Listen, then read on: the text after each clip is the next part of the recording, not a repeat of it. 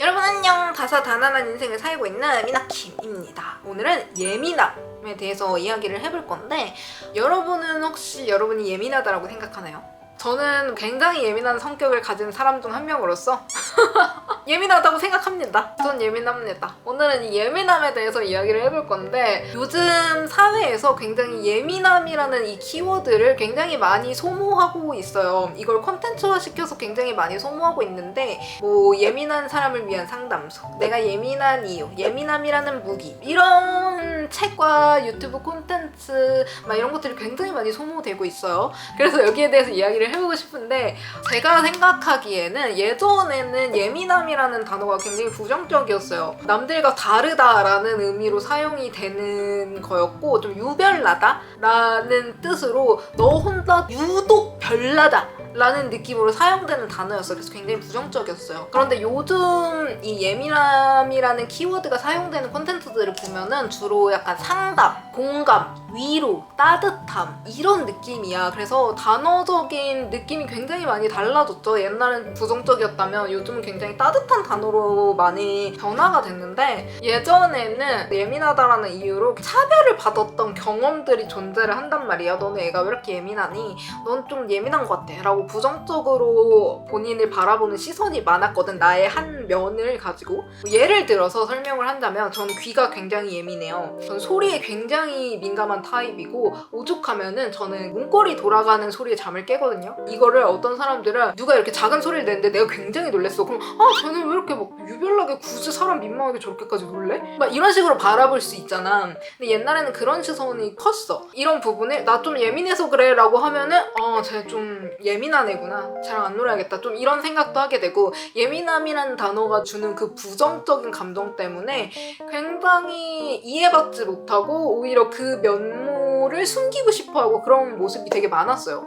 근데 요즘 시대에 들어와서는 이 예민함이라는 단어로 인해서 이해받고 공감받고 그런 경험이 굉장히 많아진 거예요. 왜냐면 내가 소리에 예민해. 나도 왜 예민한지를 몰랐어. 근데 어떤 책을 막 읽다 보니까 어떤 예민한 사람들은 신체적으로 약간 동물의 감각, 자신을 보호하기 위해서 동물적인 감각이 발달이 되는데, 남들과 다른 일반적인 사람들보다 좀 더 발달된 감각으로 인해서 예민할 수 있다, 막 이런 식으로 이해가 되게 설명을 해주거든. 그리고 이런 사람들은 주로 청각에 예민하다 이러니까 나만 그런 게 아니다 라는 그 공감대가 형성이 되죠. 누군가와 예민하다라는 이름 하나로 다른 또래 집단이 또 형성이 되는 거야. 이 사람들에게서 공감을 받고 이해를 받을 수 있는 거지.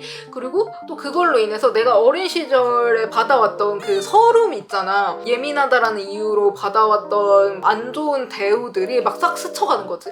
그러면서 내가 이래서 이런 대우를 받았던 거였어. 예민하다라는 걸 받아들이면 사실 이건 모난 면이 아니래. 막 이렇게 받아들이게 되는 거야. 그러면서 예민하다라는 모습이 남들과 다르게 좀 별종이다 라고 받아들여주는 게 아니고, 이런 사람들도 많고 이런 이유는 이러한 이유들 때문이다 하면서 자신의 삶과 자신의 그런 성격적인 면들이 굉장히 이해받죠. 그렇다 보니까 이런 키워드를 통해서 자신을 조금 설명하고 이해받고 공감받기를 원하는 것 같아. 그러니까 이런 일종의 비슷한 것 중 하나가 MBTI거든요. 사람들이 굉장히 많이 MBTI를 사용을 하잖아요. 근데 그 내면에 깔린 그 기저를 밑으로 내려가고 생각을 해보다 보면은, 결국 우리가 MBTI를 많이 사용하고 MBTI로 나를 설명하는 이유 중 하나는, 예전에는 나를 설명할 수 있는 방법이 없었어. 봐봐, 내가 N이야. 나는 정말 잡생각이 많고 쓸데없는 걱정도 많아. 풍선 한 10,000개를 들고 있으면 나는 하늘을 날 수 있을까? 막 이런 생각들을 한단 말이야. 그러니까 애들한테 질문을 던지면은 애들은 이제 그런 나를 보면서 뭐라고 하냐? 쟤 또라이다.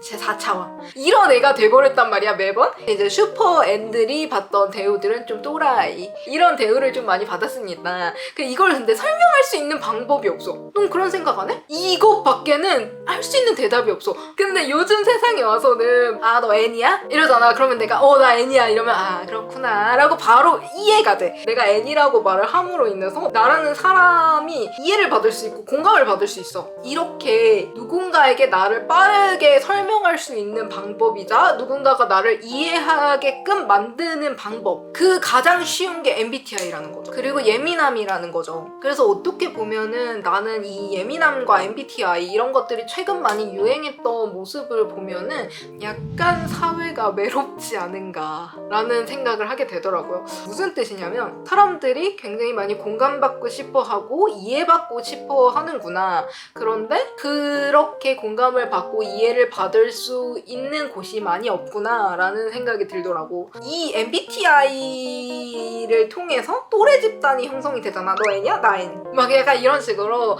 자신들끼리의 또래 집단이 생성이 되잖아. 근데 우리 어린 시절 보면은 학교에서 또래 집단이 굉장히 많이 생성이 됐었어요. 근데 학교라는 곳을 벗어남과 동시에 사회로 나왔을 때 또래 집단이 다 사라지거든요. 주변에서 웬만하면 많이 사라져. 그러다 보니까 내가 어딘가에서 느끼는 이런 소속감을 느낄 수 있는 곳이 없고, 또 옛날에는 이제 대가족 사회였잖아요. 그래가지고 내가 부모님이랑 사이가 좋지 않아도 나를 이해해주고 공감해주는 뭐 할머님이 계신다던가 어쨌든 그 많은 가족 구성원 중 한 명은 나를 이해해주고 공감해주고 약간 그랬었단 말이야. 그러다 보니까 그런 가족적인 문화 속에서 자라면서 항상 집안에서 그 공감과 이해를 받을 수 있었어. 근데 이게 핵가족화가 되면서 부모님과의 소통이 결여가 되면은 그 순간부터 그 아이는 많은 공감과 이해를 받지 못하면서 그 부분이 조금 결여되면서 성장을 할 수밖에 없어요. 그러다 보니까 이 공감과 이해라는 부분에서 계속 결핍을 느끼고 있는 거지. 그런 사회가 되다 보니까 MBTI나 예민함 이런 부분에서 계속 소속감을 느끼는 집단을 형성시키고 싶어 하고, 그러면서 이 사람들끼리 서로 이해하고 공감할 수 있는 형식을 만들었다고 해야 되나? 예를 들어서 초등학교 뭐 중고등학교 다닐 때 1반, 2반, 3반, 4반, 5반, 6반 이런 것처럼 F, N, T, S 막 이런 식으로 서로 집단을 만드는 거지. 사회에서의 집단을.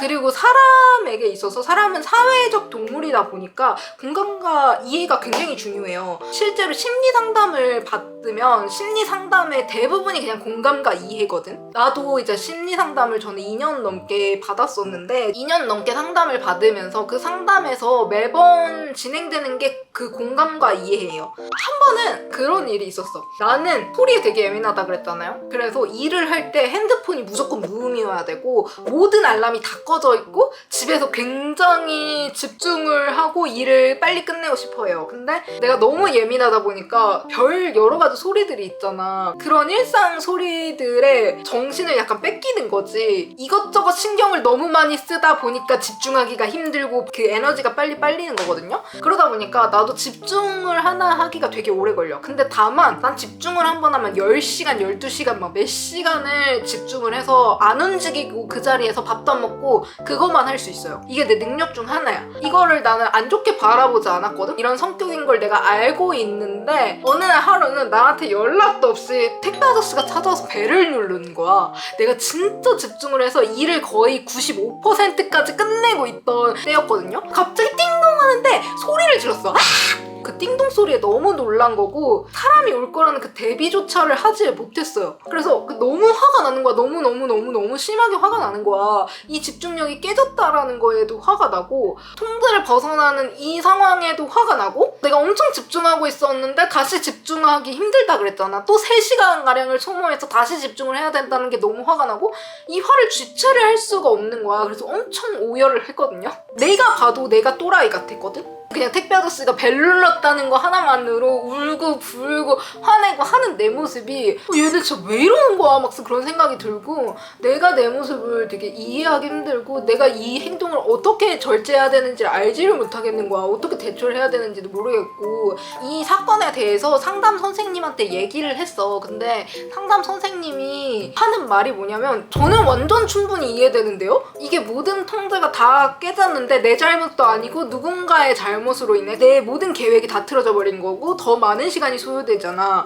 그러니까 충분히 화날 시간인 것 같다고 이야기를 하는 거야. 그 얘기를 듣다 보니까 아 그런가? 라는 생각이 드는 거야. 왜냐면 이 선생님이 공감해주고 이해해주고 상황 설명을 해주고 함으로써 내가 내 자신의 모습을 좀 더 이해하게 되는 거야. 내 모습을 좀 더 객관적으로 보게 되는 거지. 근데 이게 어떻게 보면은 심리 상담이라는 게 돈을 사용을 해야 되잖아. 상담을 받고 싶고 나를 정의하고 싶고 함에도 불구하고 선뜻 심리 상담을 받을 수 있는 사람이 많지가 않아요. 그렇다 보니 일반적으로 무료로 대중화돼서 사용할 수 있는 수단이 약간 MBTI 그리고 예민함 이런 콘텐츠들인 거지. 이런 콘텐츠를 소모하고 이런 콘텐츠에서 이해받고 위로받음으로써 나를 조금 더 알아가고 나를 조금 더 이해하고 나를 돌보고 있다는 감정을 느끼고 공감과 이해라는 그 감정의 결여를 조금 채우는 거죠.